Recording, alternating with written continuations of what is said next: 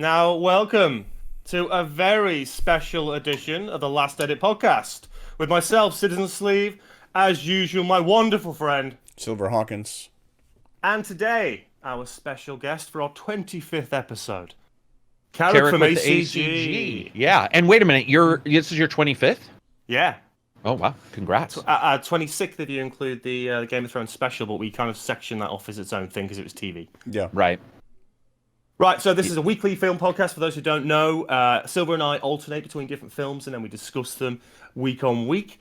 And this week, our special guest, Karak, has decided to choose one of my favourite classic kids' films. I was 3 when it came out, and I've watched it for, I don't know, every few years, most of my life. And that is 1982, Jim Henson, Frank Oz, The Dark Crystal. Yes. It's a childhood classic. It's got some of the best, if not the best, puppetry ever produced in any medium. It has some wonderful art design, and it's got a bit of a naff narrative, but we'll get to all those points. So, very basics. A crystal cracks, a shard becomes this separate thing in the world somewhere that needs to be found. And these two races are born, the Skeksis and the Mystics, from this one race when the crystal is cracked. And 1,000 years pass, and slowly the races are dying.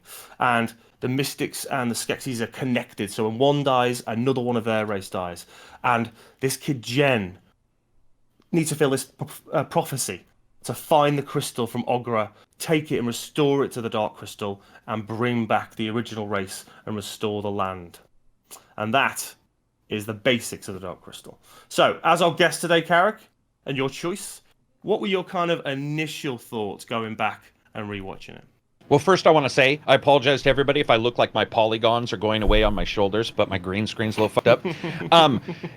Well, first of all, the reason why I chose it is because, yeah, it's one of my favorite movies of all time. We're going to have to talk about the NAF narrative, because I think NAF in your vernacular means in some way wrong or broken. Not great. So I want to talk about that. Dude, it's awesome, man. It's just like, it's one of the greatest things. And I think the reason why I chose it is because Mike Quinn, who is one of the puppeteers, just did a Kickstarter where he wrote a book on the top 40 movies he's worked on. And I can give you guys a link if you want to post it in the YouTube whenever you post this, but he's got a Kickstarter up. And I started looking into his history and the stuff that they did behind the scenes for that movie. And it's crazy. I mean, technologically wise, it's crazy, but also just the physicality of the roles behind the scenes. Because they were talking about how the Skeksis and all of the way that they handled the physicality of the puppetry was different than most of the other movies they had done. They discussed some of that. I would say overall, it's probably one of the top movies that sort of facilitated my love for dark fantasy, B movies, and video games.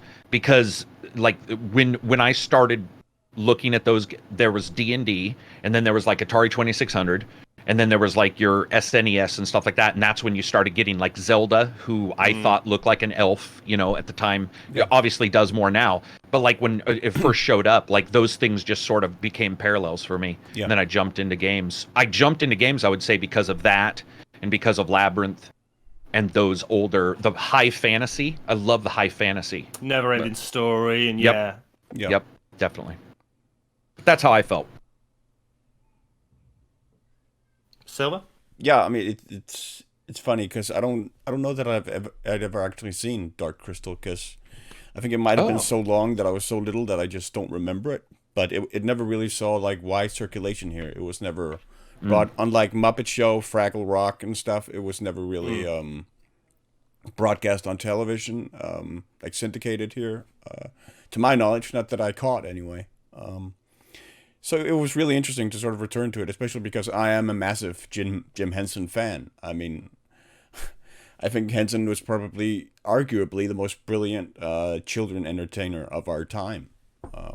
Because he didn't treat children as children. His films work, or not just his films, but his work works on multiple levels for adults and children, whether you're watching Sesame Street or Muppet Show or whatever it is. It just works on multiple levels with Jim Henson. And yeah, as you touched on, just the technical level of the puppetry is really impressive. Although, I mean, there was one point where that annoyed me consistently throughout the film, where I think maybe it's because the Gelflings, Jen and Kira, are probably the least expressive puppets Henson has ever made. Yeah.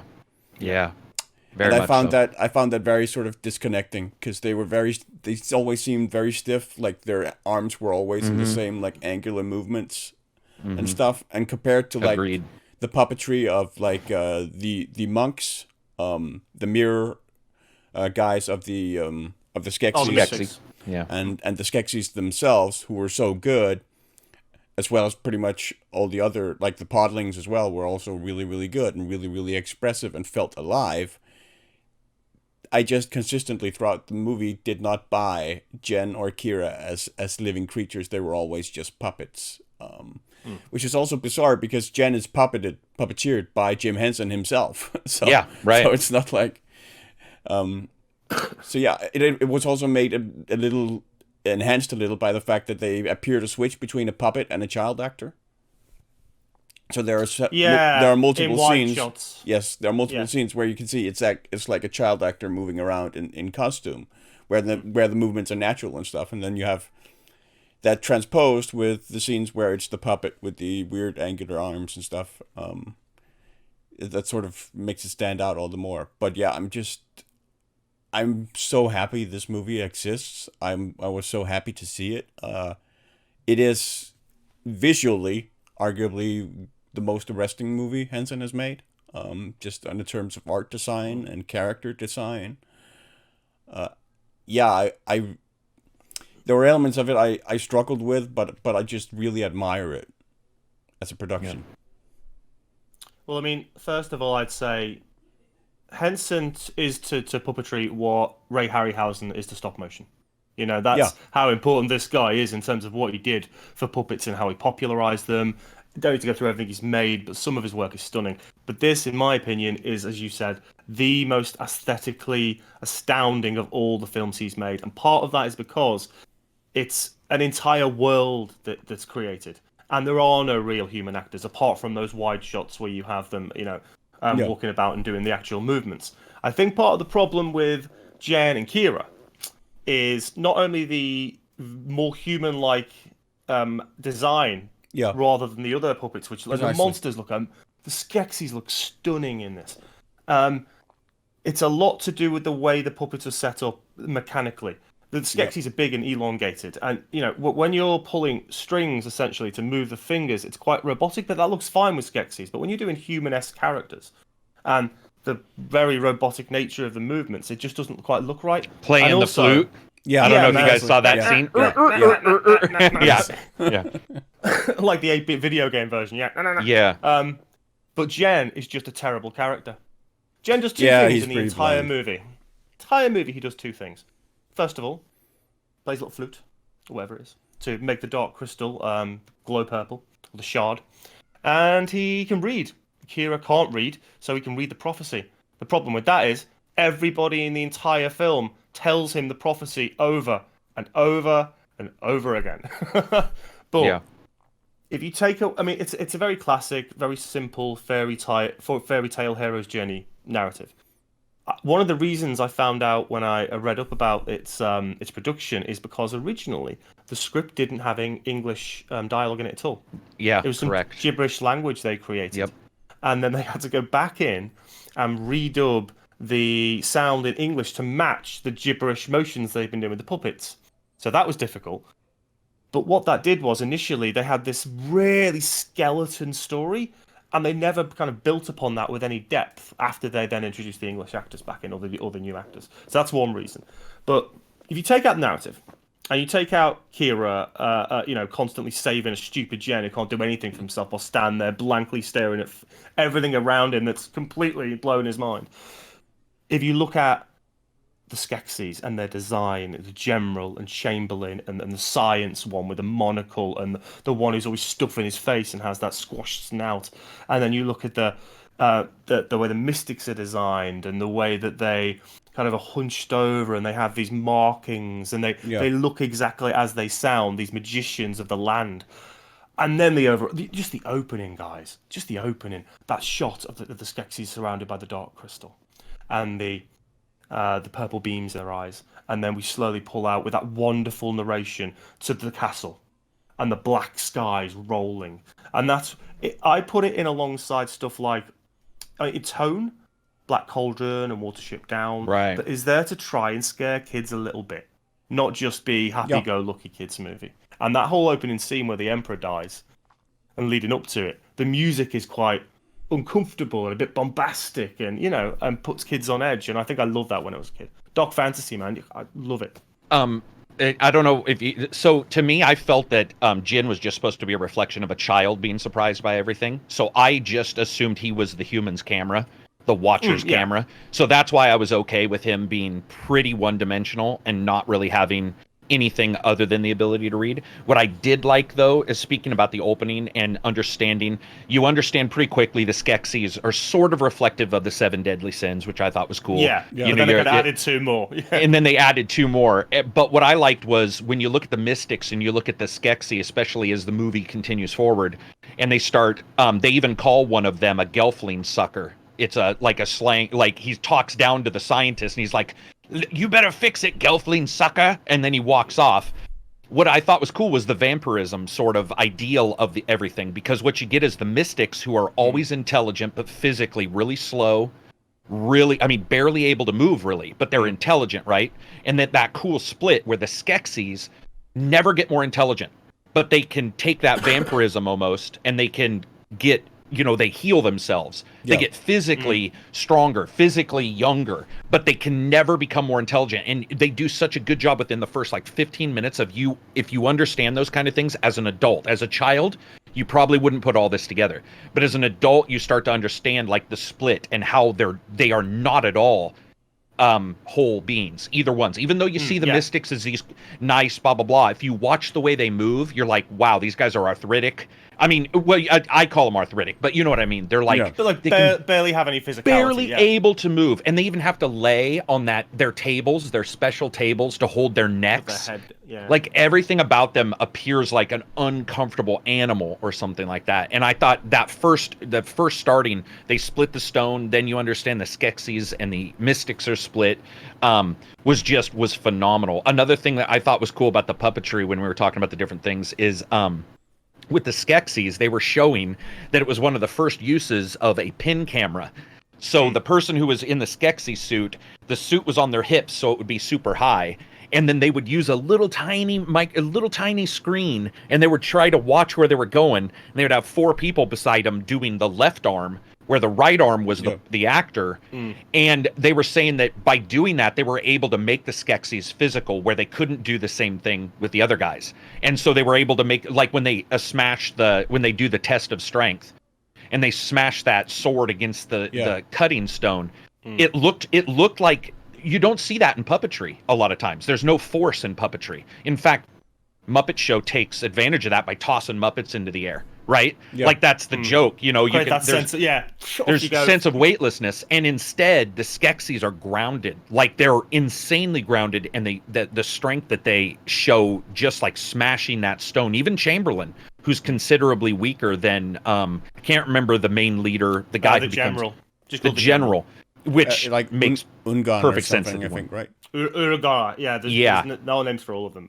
Yeah, when he smashes it, Chamberlain does good damage, but when that guy he does that big guttural scream and he smashes that, I don't think that physicality would have reflected very well if they had done it normally. And I love the idea that they all work together in concert, which unfortunately shows why the Gelflings don't maybe look as good, because they weren't able to do that. But yeah, I really dug that starting. I think they did a great job sort of setting up story.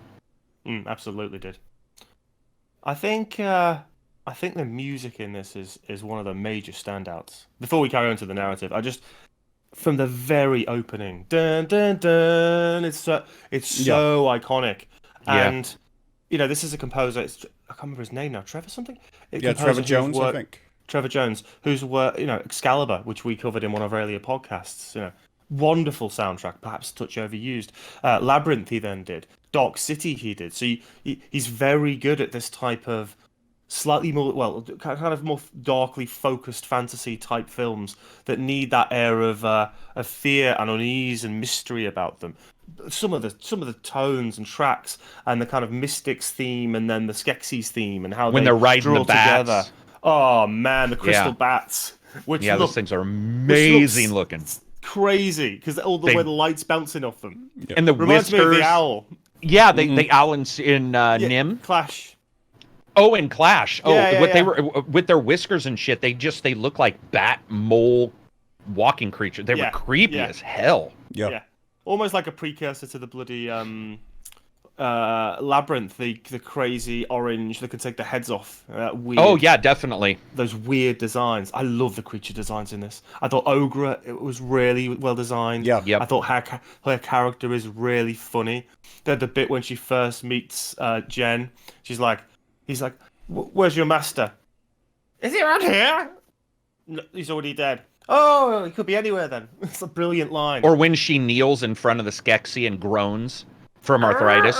She's like, she tries to kneel and she's like, and she sits down and you're like, wow, there's some weight to that. Like, it was great, man. I love that character. I love her home as well. You know, the planet's spinning and everywhere in brass, and how that later escalates into Jin, trying to escape via climbing across it. That physicality that you don't now see because everything tends to be CG'd and doesn't really work in the same way. Just some of it is beautiful. Yeah. I mean, the design work is absolutely outstanding. The fact that pretty much everything, in fact, everything is set-based. There's no location shoots for obvious reasons. Yeah, everything is set-based. They get this really nice feel. Almost like Legend a little bit. Just that kind of atmosphere and tone. Musically, I also noticed when I was listening to it just now, prior to the podcast, was that there was a couple horns, but most of it's like strings. Yeah. And one of the things that I noticed was even in like the really action scenes, there wasn't a lot of really fast-paced stuff. There was there was usually like everything sort of went from one to the other. So they would share the strings from one theme, move them over here, and then add a little high pitch or a high tempo thing to it. But it was all these layers that sort of shared from one to the other. And I wasn't aware that he was a composer on some of those other ones. I was not aware he was a composer on Excalibur. But it shows his strength because Excalibur is nothing like this to me. Excalibur is that bombastic, and you're just like, I'm a badass on a sword, with a fucking horse, and you got my sword, and instead, here it's moody the entire time, even when there's action, it's moody, which I think is hard to portray for a lot of people. Yeah, I mean, I think it got a mixed reception back when it released, and I think it's because, unfortunately, this is something Henson fought against pretty much his entire career, which is this perception that puppets are for children. Right. And that they sort of have to go for the lowest common denominator, right? And I think really Dark Crystal is a sort of rebellion and expression against that sense that no, we can't do other things with puppeteering, and we can. And I think, I mean, to me that's obvious because a puppeteer is basically an animator. Their function is the same. They have to physical animator. Yeah. They have to breathe life into what is dead and create a living, breathing, believable being. Like for an animator, it's doing it with lines of drawing, and for a puppeteer, it's doing it for motions of a puppet and expressions and stuff. So I think it's pretty obvious that, puppeteering is like animation. You can do the same things to an extent with puppeteering that you can do with animation. To also show his intelligence, I don't know if you guys saw this, but there's a behind the scenes with Jim in Dark Crystal, and he buys a bunch of Muppets from around the world, and they bring them in, and he's testing them, and within like 7 seconds, he knows if they're going to work in the movie. Like, he grabs this one, and he puts his hand in here, and he's like, this won't work. And they're like, why? And he's all, look, and he showed where his thumb was and where the lower lip of the creature was, and the lower lip of the creature extended this far past his thumb. And he's like, you can't emote that way. He's all, that means the lower lip is just going to flap. You have to have your thumb, which we saw in Labyrinth later, where a lot of the characters had a divot where you could see somebody could move using a thumb and cause the lower lip to crease. And that was crazy. He was so good. He just grabs these off the table And he's like, nope, that won't work, blah, blah, blah. And he's explaining, you just see all the puppeteers going like, oh shit, he's going for something way beyond what we thought. Like, I mean, you could see them all sort of gather around. He's like, this one won't work because of this. You're gonna have to re-sew this lower lid. And I was just, it was impressive to see a master sort of, and he wasn't a jerk. He was very positive towards everything, but he was just opposite. Like, yeah, he's very opposite. But he was just like, yeah, this won't work for us because I need it to be more emotive here and here. And you could see people sucking up knowledge as they were talking. Like, you just see them going, making sure they were writing that into their memory from that point forward. It was awesome to see some of the behind the scenes for this. Very cool. It's actually a really difficult film to release. A deal was in place, but then Lou Grade sold ITV, that distribution part of ITV, and the only way they could get it to release was Henson had to fund it himself. So he just got the money, funded it himself. It cost 20 million to make, I think, which it's a tiny budget. Made 40 million. Did okay, and really it was the cult status that slowly built up over the years, and a bit like Rocky Horror Picture Show, that kind of thing. The way it kind of did okay in the theaters, but then over time it's just gone a little bit boom. And now with the series coming out in August, I think Yeah. But let's kick back into the narrative a bit then. So, Emperor's dead at the start there. The wisest of the mystics, who happens to be Jen's master, is dying as well, and we see him show Jen this, well, a hologram, but magic vision of the shard, and he explains again what Jen has to do, and so he dies, and then Jen sets off on this journey. That scene bothered me a little bit because he's supposedly the smartest or wisest of the mystics, and yet that was like, oh, I mean, I know I should have told you all of this, but time just kind of got away with me. I'm sorry. No, you're just gonna have to go and do this. Like, now I'm dead. Now I'm dead. And the fact that he didn't appear to share it with his fellow mystics either, because like they're completely it seems they're completely clueless up until the moment they hear the crystal, and that's when they start moving. Like, he didn't clue them in earlier that they were gonna try and start to move towards reforging the crystal. Right. Yeah, that kind of bothered me a little bit. I think the problem with the mystics is they're all kind of the same. They're quite. I think most of the design work and the real effort. I'm not saying it didn't take effort, obviously, but most of the real focus went on the Skeksis because they're all individual. They look different. They've got little ticks in their faces and very precise movements. They have very distinct characters. They're the ones that we really get to know. The mystics, apart from the master, we don't hear speak or do anything apart from the end, and they all look the same, apart from maybe bits of clothing. So you can see that the effort, and the Skeksis look amazing, man. They look absolutely amazing. The bit that we started talking about where the Empress died and the leadership challenge happens, and it's the General and Chamberlain. Chamberlain's this whiny little spying, just underhanded Skeksis who wants to try and worm his way into places, and the General is the big bulky loudmouth, I am in charge now, and they do the stone thing. But when they strip him of his garments and make him an outcast, all these spikes off his back are weird design globules, and the way the legs are kind of like chickens almost and stand half back, just really amazingly designed. But then you've got the Skeksis guards, I can't remember the name exactly now, but the ones that look kind of like beetles. Yeah, they look a lot like Mirelurks from Fallout. From Fallout, yeah. I kind of like them. I like the way they scuttle. But as design-wise, not so much. But yeah, that whole Empress sequence, and after that, and the fight is really, really cool. I love that. The Gotham. Yeah, Gotham. So for me, I took it that the mystics were the brains, and their bodies were just there to hold their brains, so there was nothing supposedly physical, like, going to differentiate them, because theirs was all inward. So I was okay with that. I get it, for sure. I also think the Skeksis, they just knew that's where most of the battle would be, or most of the filming would be. Yeah. So they're like, hey, this is what we'll do. One of the things I liked about Chamberlain, who I still believe is absolutely a precursor for Starscream and Megatron in Transformers, because watching interviews with people who created G.I. Joe and what they wanted with the cartoon, they did know about Dark Crystal. And I mean, dude, if you look at Chamberlain, he is Starscream in every single thing he acts. His voice, just everything about him, and then the generals like Megatron. One of the things I did like when they stripped him is Jim Henson was talking about or Frank Oz, sorry, was talking about how difficult it was to strip him and make it look good on camera. I can. They said imagine. it was. They did an interview and they were like, it was redonkulous. He's like, we wrote it and then we tried to film it. We're like, oh no! And so they had actors throwing clothes. They were at his feet. And the guys would do this, and then the actors would throw clothes over their shoulders in time with the Skeksis pulling an arm back, so it looked like a Skeksis was grabbing the clothes. And they said one of it was to not damage all the Muppets, too. They didn't want to damage all of the you didn't want to end up hitting something and scratching it or tearing that fabric. But yeah, that was a great scene at the starting there. Sort of solidified Chamberlain, too, because he slinks off, right? Like, he's not going to stop there. I mean, they strip him, they ostracize him, they do all the things that, we know native indigenous people did in the past for if somebody did something wrong, and yet he comes back anyway. It's funny though. By that point, I kind of wanted to throttle him to death because that whole he does like my favorite thing in the world, bro.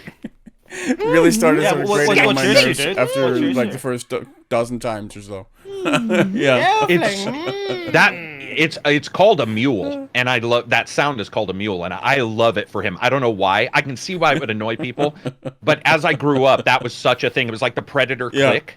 Really iconic to that character. It's iconic to that. Yeah, and we used to do it on the radio at our old job, where if it was a weekend and there were just a couple of us, somebody would get on and be like, and just pass it out to everybody. But I think that was also puppetry, right? It was because you can't do a lot of physicality, so maybe some sound effect or the vocalization might have been why they were doing that too. Was to give you. And it was Frank Oz as well. I mean, Yeah, the way he created the voice of Chamberlain is bloody amazing. It really crazy. Nails the underhanded nature of the character. Skulking off now to try and find his path back into the Skeksis. It wasn't us who voiced him though. I think was it? No, was he the only puppeteer? Was he? I don't know. I saw a video where the guy is controlling the right hand or the left hand and some of the facial stuff for him. I don't remember if it was Frank Oz. I don't remember if he was the voice. He might have been puppeteer. Okay. But whoever it was, they just good. I mean, amazing job. I think that also the scientist character with his little monocle. And the Gelflings, like when it starts to move forward into the story and you start to see that they're sucking the power of the Gelflings out. And you also start to pick up on the fact that he says that the reason why they always fight for power is because only the ruler, which I didn't remember because I hadn't watched this in a while, only the ruler can drink the essence of the Gelflings. Yeah, not all of them. Powerful, which was interesting. So it's like you're already powerful because you're a leader, and then it's sort of another boost to keep you on top, kind of thing.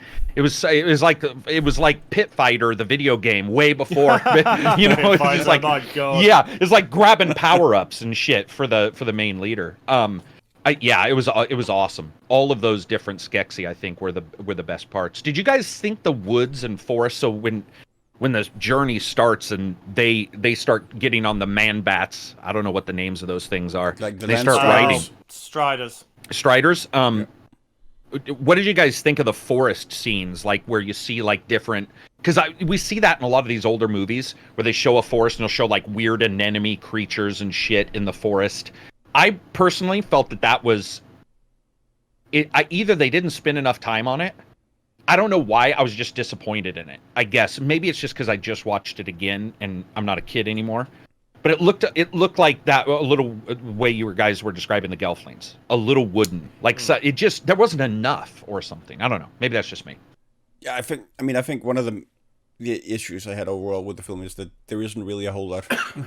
we often complain that there's too much exposition in films. Quite often, right? I think maybe there wasn't enough in Dark Crystal. Like, we could have used a little bit more to sort of just flesh out the world, and the different communities and who make it up, like the podlings and stuff. Because we do just kind of move from place to place without any real context or idea of where we are. Right. It doesn't feel like a journey as such, yeah. It's like prophecy, setup, forest, Skeksis, done, end. Yeah. Yeah, we just kind of move from place to place. I know what you mean, Karak. It's, I don't want to say generic because a lot of the creatures in it, and the way the plant life, It's just plant lean. life, It's just lean. Yeah, it's very lean. It's incredibly sparse, and you don't get a sense of being there as you do with a lot of the other places around the film, and in particular the tower itself and the area around it. You know, by comparison, or even Ogre's house. You know, Maybe they didn't want to show it as stuff. verdant. Like maybe they didn't want. Maybe they wanted you to think it was Spartan and barren, and so even the swampy areas didn't have a lot of life. Maybe maybe like the forest hadn't been encroached upon, so it was still innocent. So if it matches the characters, I guess. But yeah, I know what you mean. I think maybe. We should. Maybe it's also reflective of like the difficulty in making fantasy as opposed to like something in a recognizable reality, like like the Muppet movie, right? Where you don't really have to do that much work in terms of because there's a car there. Yeah, so we already know this is New York Right. City or whatever, right? Right. So yeah. Yeah, there's no forest retrofitting in this film. But yeah, oh man, Fizzgig. I mean, what the hell? A mouth, a ball with a mouth, right? Yeah, that's basically. pretty much.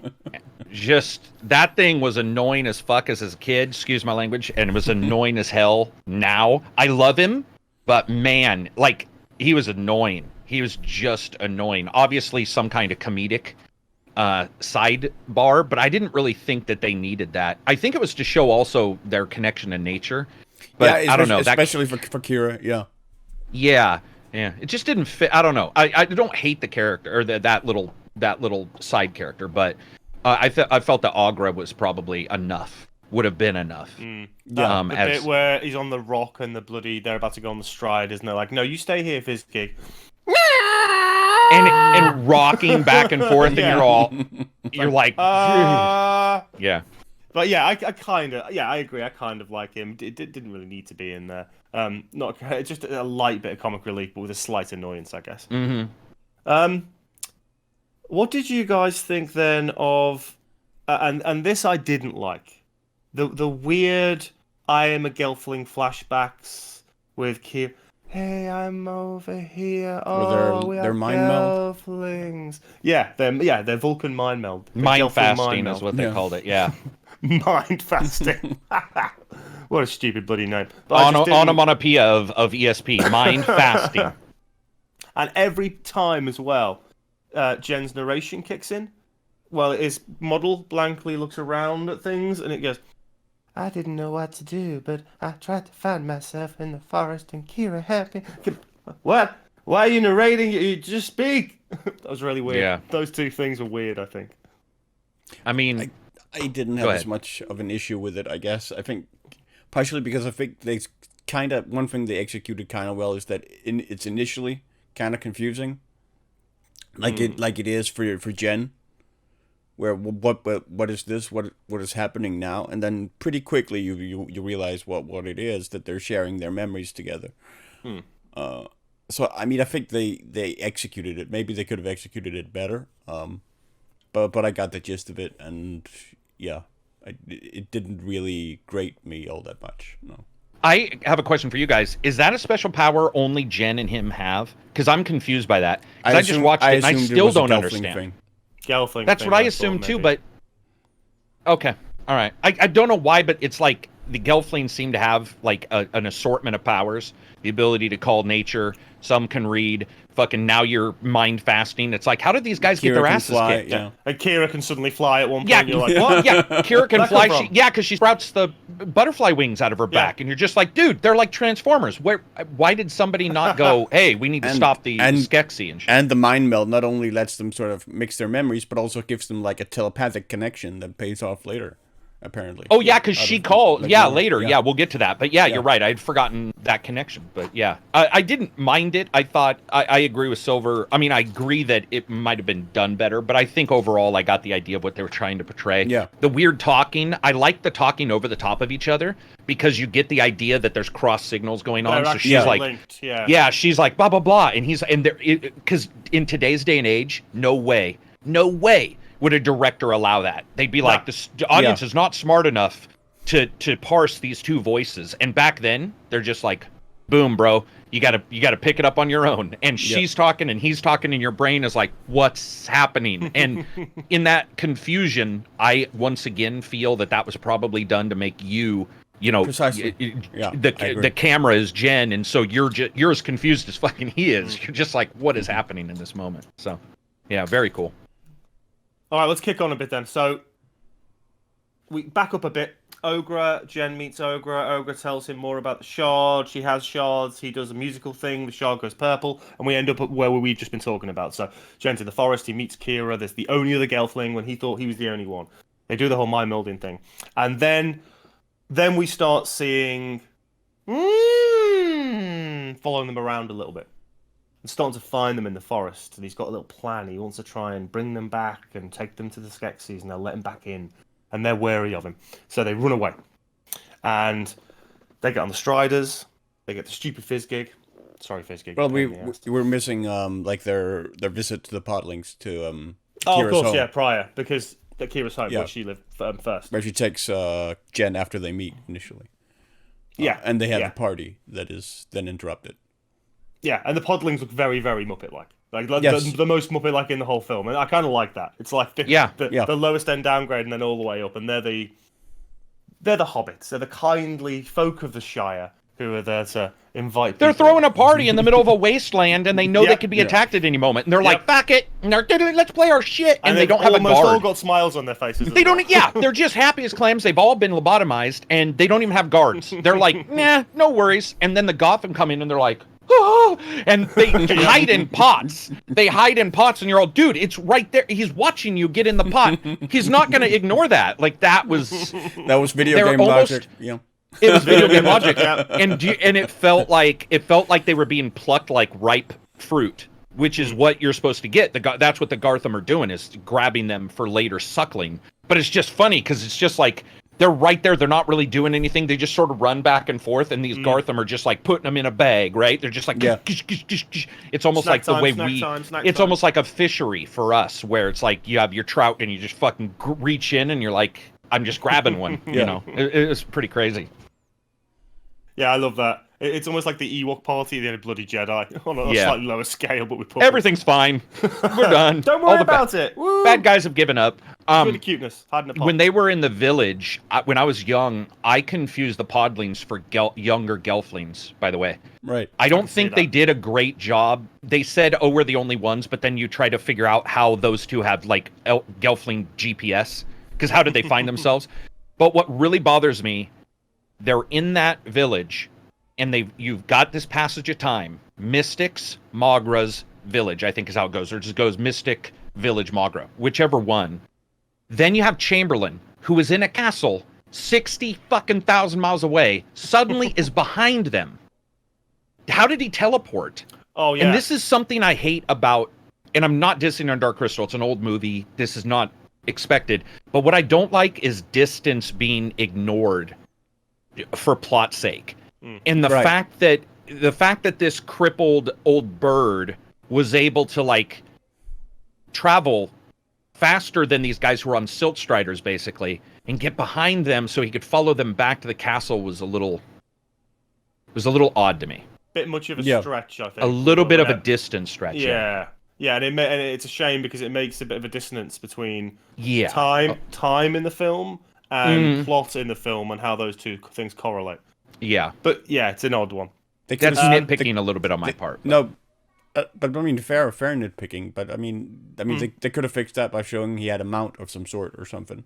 That's a Gartham, right? Because the Gartham, he could have just. It would have been great if he's like, he sees the Gartham and he looks and he's like, even if you saw him think about getting on them or something and riding them. Well, it just continues causality rather than kind of stopping it dead and then suddenly make it reappear a little bit later. Oh, yeah, right. So, carry on with the journey. And they're on their striders. They're getting closer and closer to the Dark Tower. They've escaped Chamberlain's clutches. But then... we should talk about Kira as well, just in terms of like her random flying.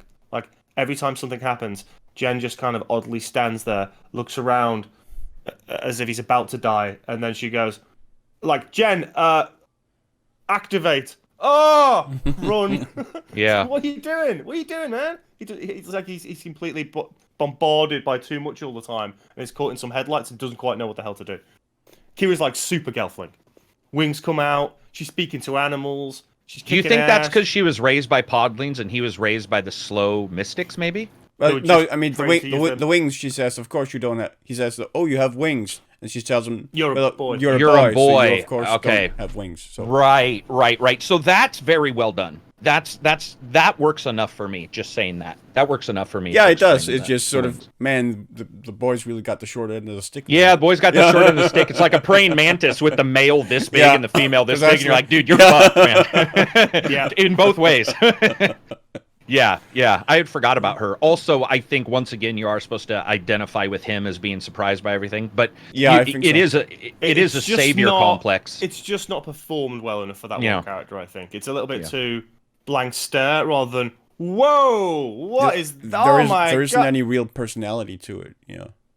He's a blank Well, slate do we to some understand extent, how he knew to play the flute to get the dark crystal to reverberate? No. No idea. So I get that they Instinct? instinct, music, obviously they're all music. That's actually one of the things we haven't talked about yet, is there's an undercurrent of musical stuff everywhere. And the ancients do their humming and their they do that thing. The Skeksis at the Kind end of start to do it. Tibetan throat singing, kind of. Yeah, Tibetan throat Yeah. singing. There's the flute, there's the playing of the music in the village, there's him understanding it, her. So maybe we're just supposed to understand that, like, that's a magic in and of itself, I guess. I didn't really pick It's very Zelda again, isn't it? very Zelda-like. Yeah, it really ties into that kind Or of... Zelda is very those Dark games. Crystal-like, I guess. is Yeah, what yeah, it yeah, is. yeah. And Now that I using think- music to perform things around the world. You don't see that very often. The Yeah. He-Man movie, that was terrible. That was terrible. But With this, I will also say, I also felt that when they're together and they sort of do describe that they're the last two, it's the typical thing where it's like, I thought I was the only one. Nope, you're not the only one. And as a kid, you don't pick up on that. But as an adult, I was like, are they going to just have a sequel if they had done a sequel where they're like, I thought I was the only one. No, you're the third of the only ones. And then pretty soon, right, there's like, here's a village of the other 45 who thought they were the only They ones. were like isolated in a volcano or something. Yeah. I thought that was and not even a nitpick or a bad thing. I just it was interesting. It was like, well, I thought I was the only one. You just happened to bump into me, and that was odd in and of itself. it's actually an interview with Henson and Frank Oz, and Henson says there would never be a sequel. The intention was that this film would be an Interesting. end. There's no way that you could carry it on because Makes of sense. the way they ended it. Makes And sense. he even says, though, you could do a prequel or you could do another story within this world, but not Yeah. this one. This one is done. Which is quite interesting because normally you want a sequel.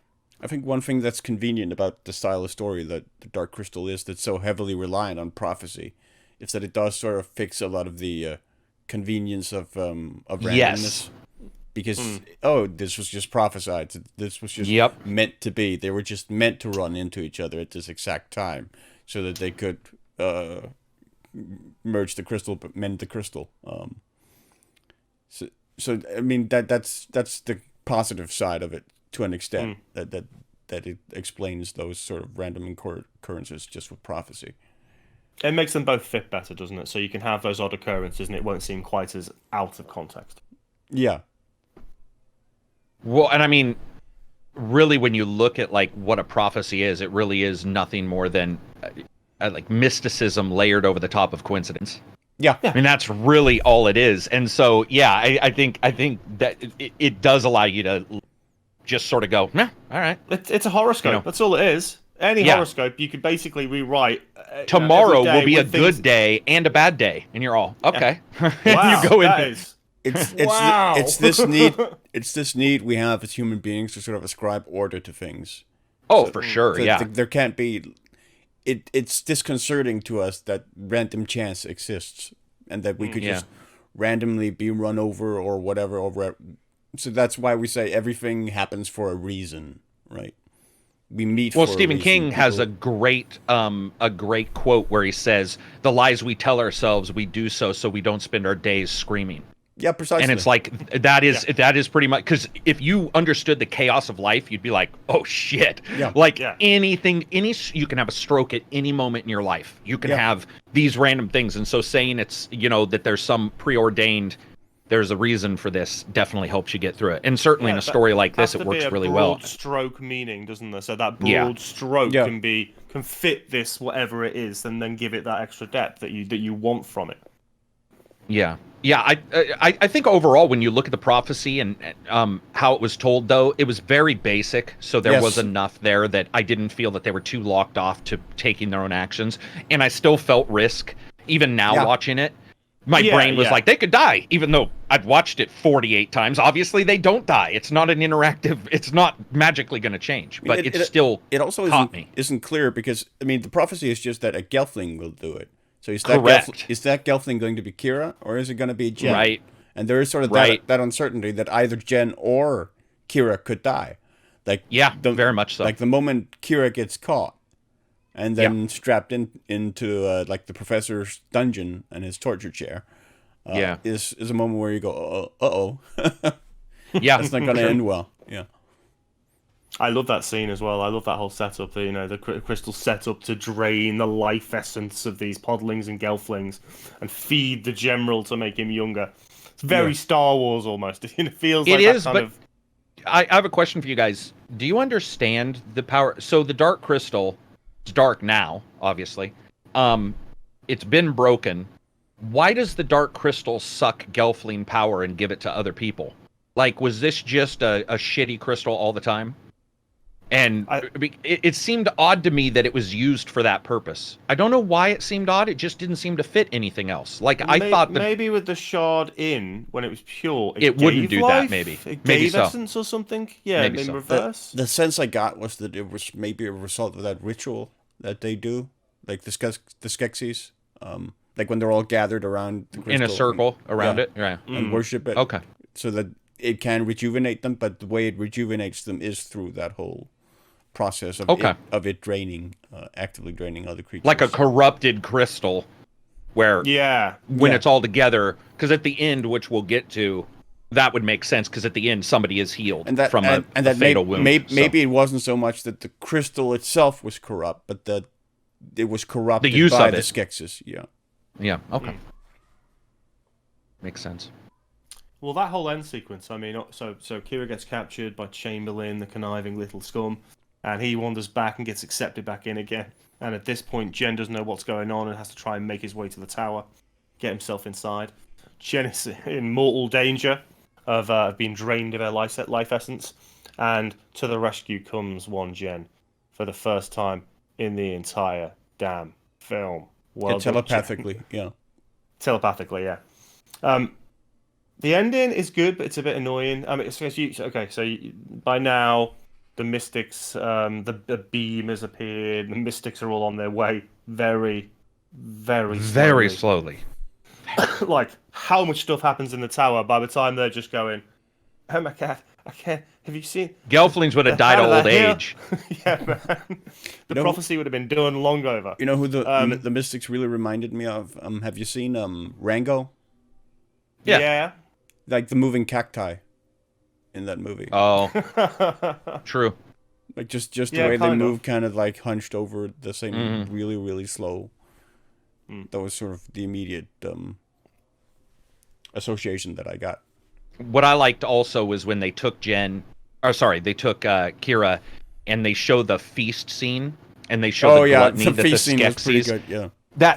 And they did such a good job of them trying to get the one rat. That's the best part of the movie, I think. When that rat's running across the table and they're all chopping at it, and it's getting past them all, or whatever that rat is. It's not a rat. It's supposed to be some kind of rodent whatever. Creature. Yeah. Womp yeah, exactly. I think they did a really good job showing their gluttony, and also that gluttony isn't really reflected a lot of times, I noticed, in their bodies. So like when Chamberlain gets his armor torn off, he's actually quite emaciated. He's not very big, and you get the idea that they all have this like almost outer shell of fakeness. Even the Gotham, You know, they're almost empty, huge shells, and you get this idea, and even they collapse at the end, like there's nothing holding them up. And I sort of like the dichotomy there of that, and I love the gluttony they showed because it just showed like power with no mentality. There was no mentality on their part. It was like no restraint. It was, I'm going to eat everything, which includes the power of another person, includes the food in front of me, each other. They were like, their vice was just at 100%. They were maxed out in their vice stat the entire time.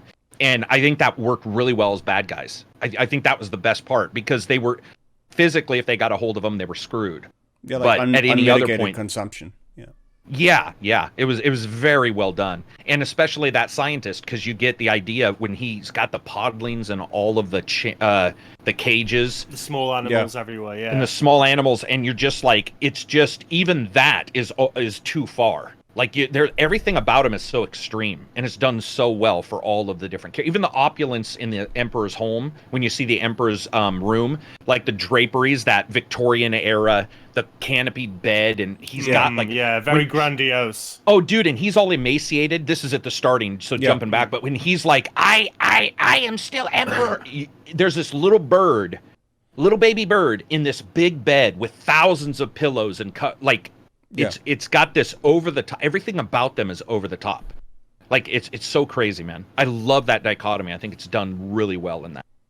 Well, they remind me of like lords, you know? Lords, corrupt lords. Yeah, 17th century British lords with the corruption, the money they had, the power they had, they are the 1% they had.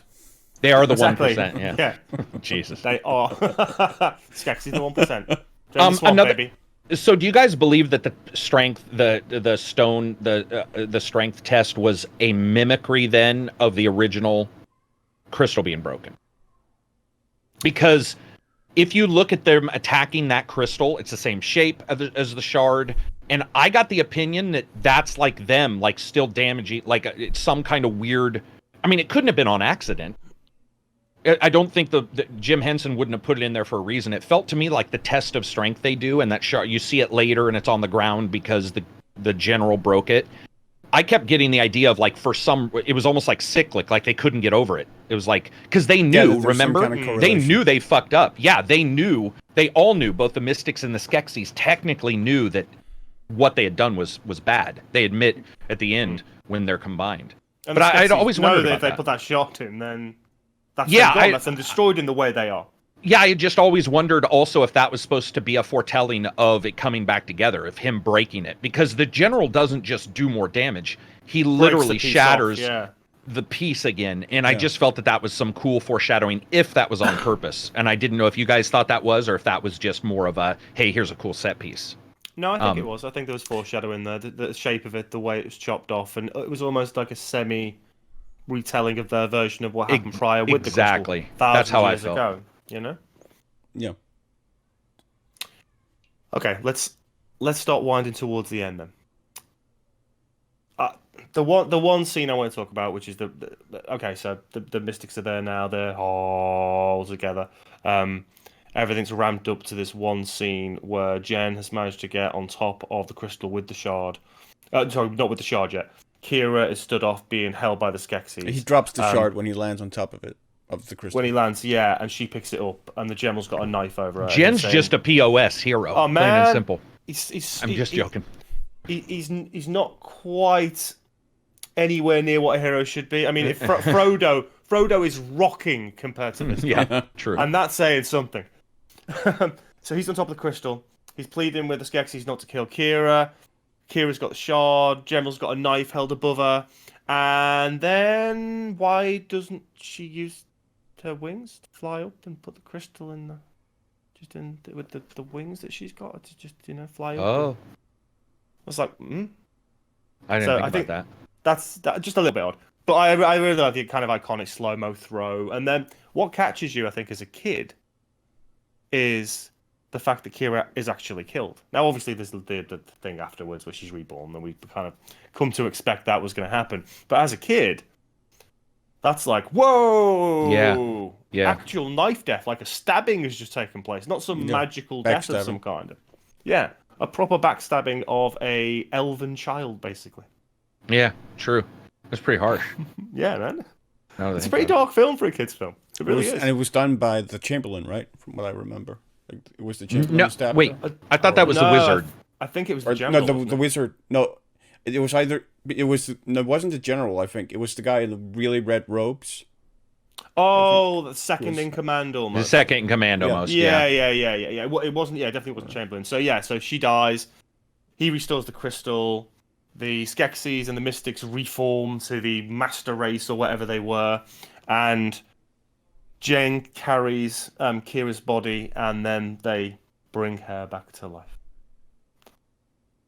I And quite he, like. and he, I love the puppetry because they wanted to have him do like almost like a little steeple of his hands, and his puppetry is like trying to get the hand together. Because I just watched that right before we started the podcast. With that, I don't know about you guys, but the best part of that entire scene, I personally believe, is that if you look very closely at what are we going to call them? Final form? Their final form. Final form.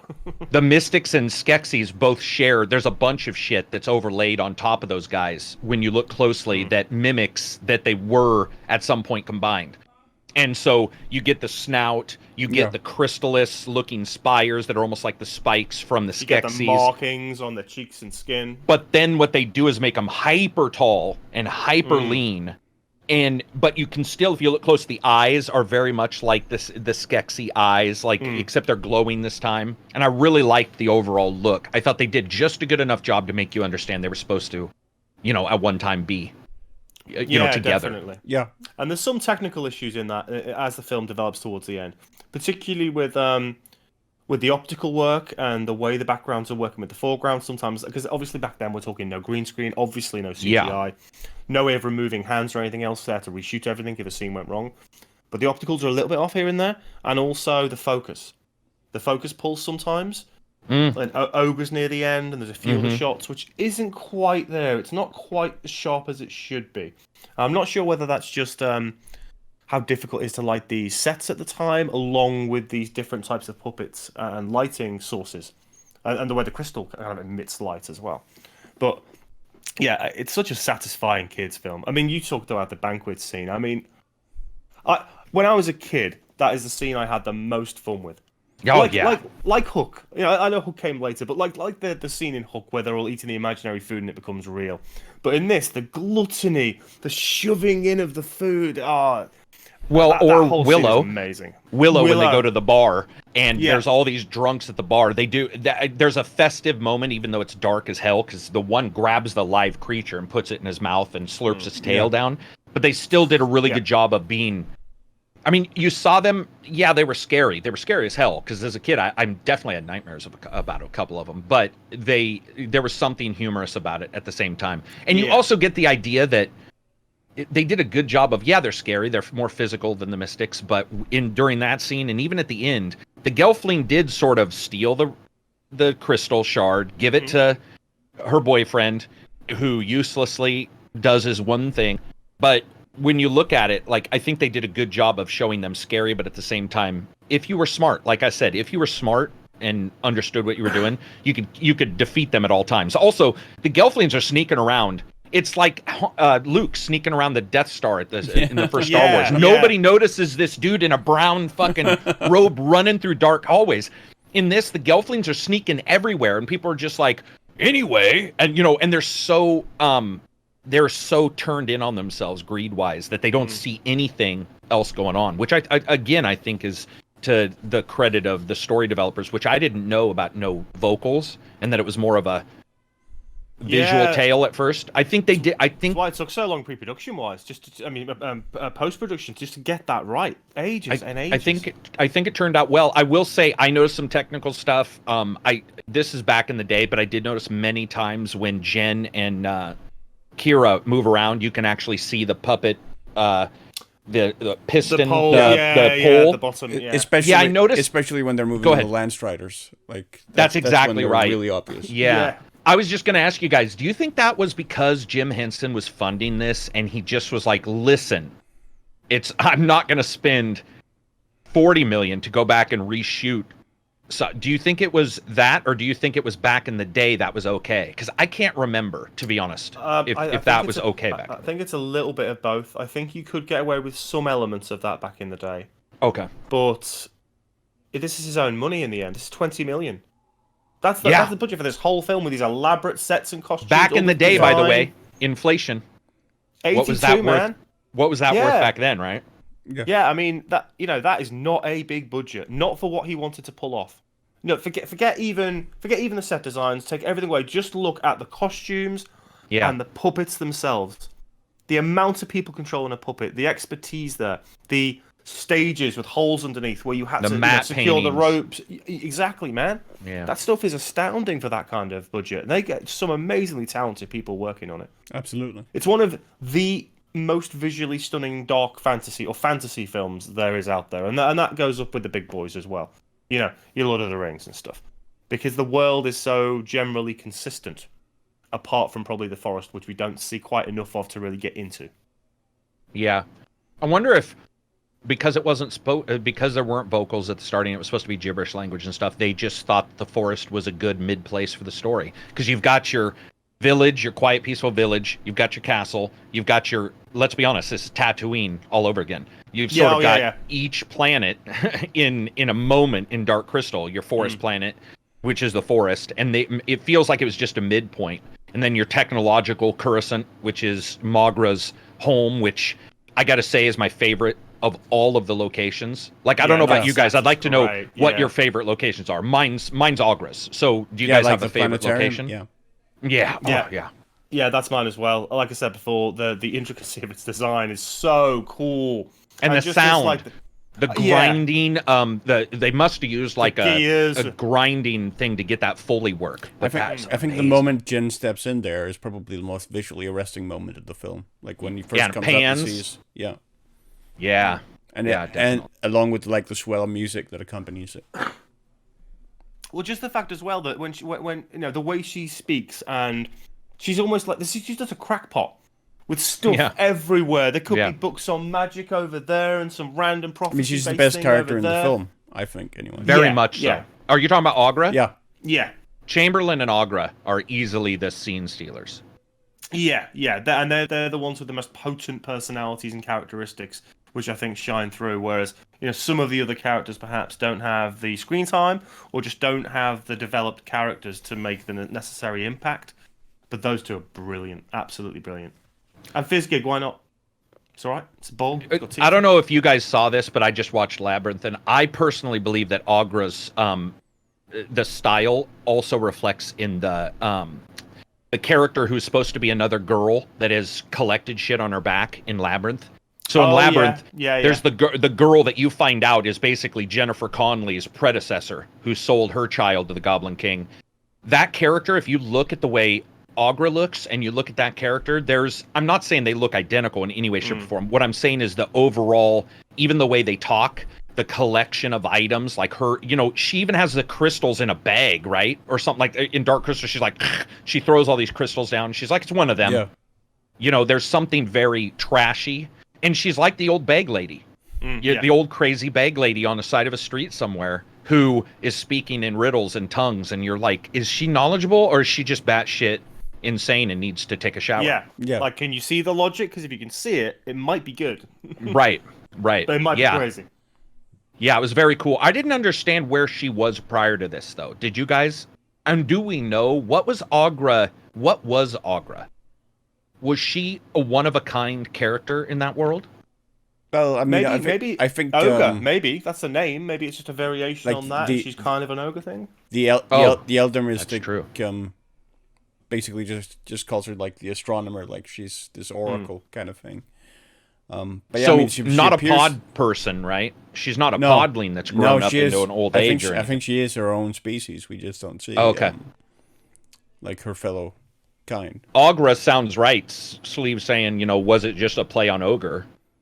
Oh, like a troll type character. That kind of more intelligent. Or... Yeah, but I mean the look of her fits. Yeah. I love it when she takes her eye out. Dude. Yeah. That's so cool.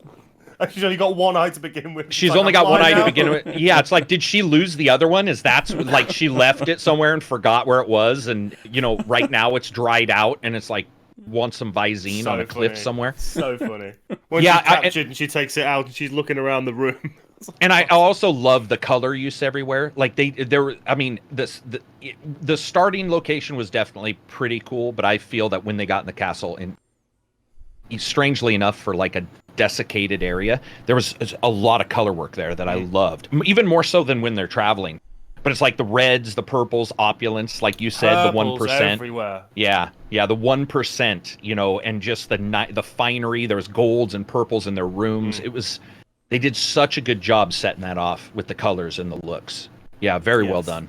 The set design in this film is What'd you guys think of the else. sound work? I thought it was also pretty well done. Yeah, Like, it didn't have the old sound I expected. The casting was good. I think that the voice actors performed most of their roles really, really well. Apart from, again, maybe Jen, I just found very flat. And that's the intention, of course.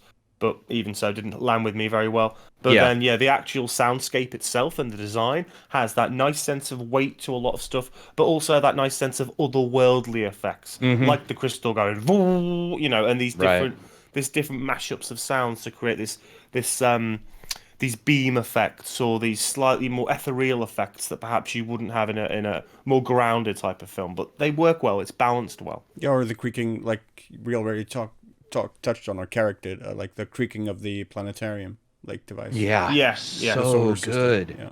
And as somebody who watches these old movies, Beastmaster, Willow, Legend, Troll. We just watched Troll in the B movie night in the Discord. Troll 2, Those baby. they age poorly usually. Right? Like the sounds, you start like quick, and you can tell it's just a piece of lettuce being chopped, right? But that creaking when he goes into the planetarium, and again, this could have been remastered in some way, but the creaking and grinding, it sounded like a bread maker, a mill, what do you call it? Like a grinder for wheat, like with a stone rolling across it. You could hear pestle and mortar.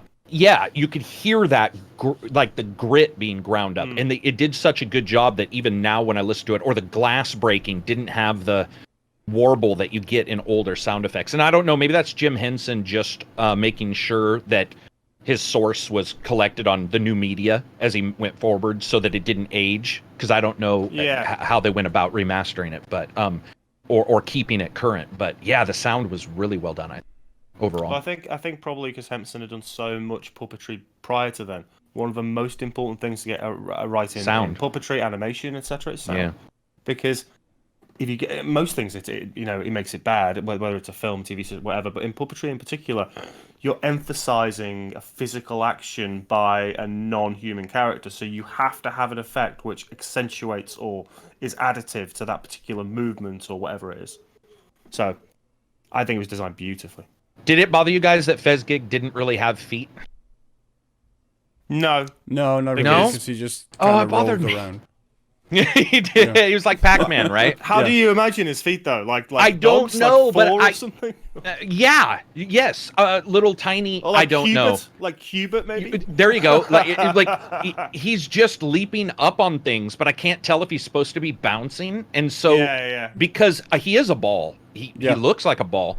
I don't think you ever see him standing. You see him standing there talking at times or making his sounds, but I never saw like 2 feet jutting out, which would have probably looked dumb anyway. Maybe Jim was just like, let people imagine. Maybe he gets propulsion from farting. I mean, from far, like or like Farscape. Yeah, which was also Jim is kind of Henson, like a dog. So yeah, it was. And then when he opens his mouth, that was the one time, the only puppetry in the entire movie I was not happy with. When he opens his mouth, you can see it's a puppet perfectly. They didn't do his canal for his throat. Yeah, they couldn't. The black hole right down. You could see the black hole in the palm. Where somebody would have done that. That was the one time where I was like, I wish they had not had that character do that or something to that effect. But yeah, very interesting title. Okay, well let's start wrapping it up. I mean, first of all, for those people who haven't seen it, go and watch it. It's an hour and a half long. It's not long. It's probably the best designed puppet-based movie that's ever been made aesthetically and in terms of the puppets. It doesn't feature any humans. It's a masterclass in visual design. Some of the sets are stunning, as Karak said. The color work, the color balance, the lighting, the sound effects, the musical score, they are all absolutely fantastic. Now, you might find a better narrative and more heart in Labyrinth. I think that's safe to say, because you've got big actors, you've got a better, stronger story, and you've still got some amazing characters, but we get more focus on them. Yeah. Whereas you don't maybe quite in Dark Crystal, but it's one of my favourite films of all time for a reason, and that's maybe nostalgia because I grew up with it, but I think so many elements of this film strong. It's really engaging to watch. Yeah. Yeah, I would agree. Really engaging to watch. I would consider it like a must see. And I mean, just we owe Jim Henson so much. Like genius, one of a kind genius of his generation. And I'm so thankful that we still get his legacy today. That we still get like, I mean, it's been a while now, but we got 2 new Muppet movies. Now we're getting a new Dark Crystal show. So yeah. Speaking of that, who's doing the Dark Crystal show?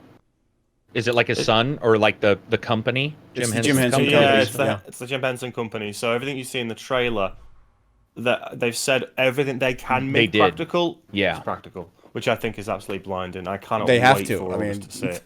Anything else? You couldn't do it any other way because the look is so detached from anything else. You couldn't just make a CG version. It just wouldn't. It's kind of like when Artman went digital, right? Artman did like the stop motion guys who made Wallace and Gromit and Chicken Run and stuff when they went over to make like fully CG movies like Flushed Away and that Flushed pirate Away, movie.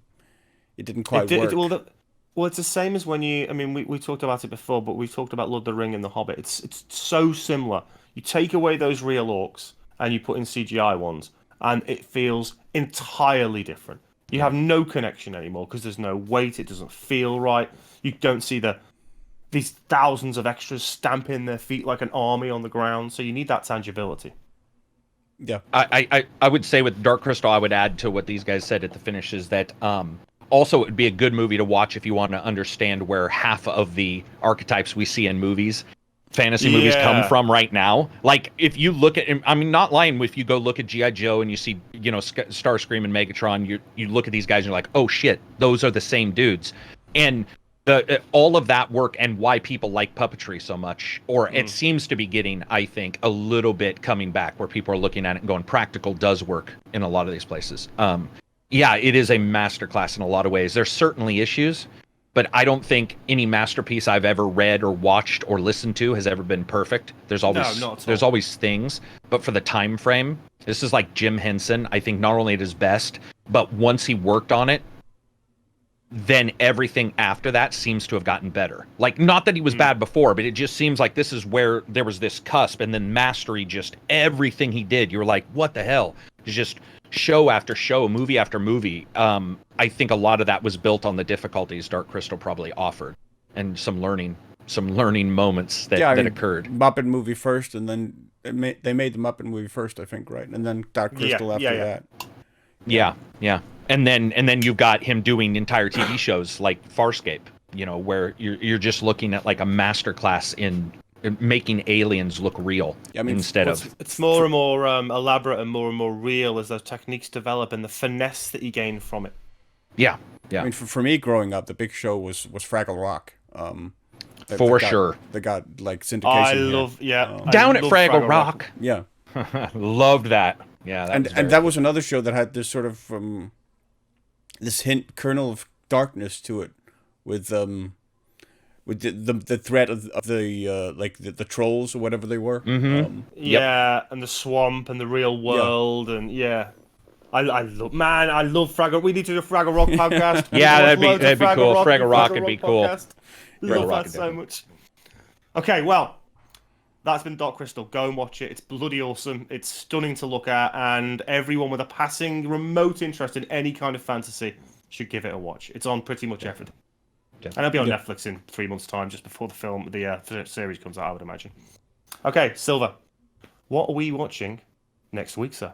Well, in honor of Total War 3 Kingdoms, we will be watching John Woo's major epic about the Three Kingdoms, which is Red Cliff, the Battle for Red Cliff, I think it's also known as. Please elaborate upon huge Chinese our particular epic. viewing experience that's going to happen. A particular what? Viewing experience is going to happen.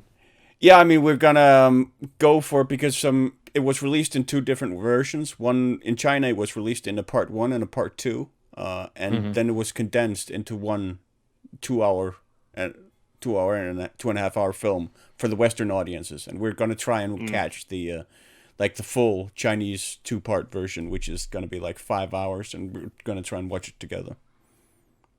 Gotcha. Bring on the epic, baby. Okay, well, this has been the Last Edit podcast.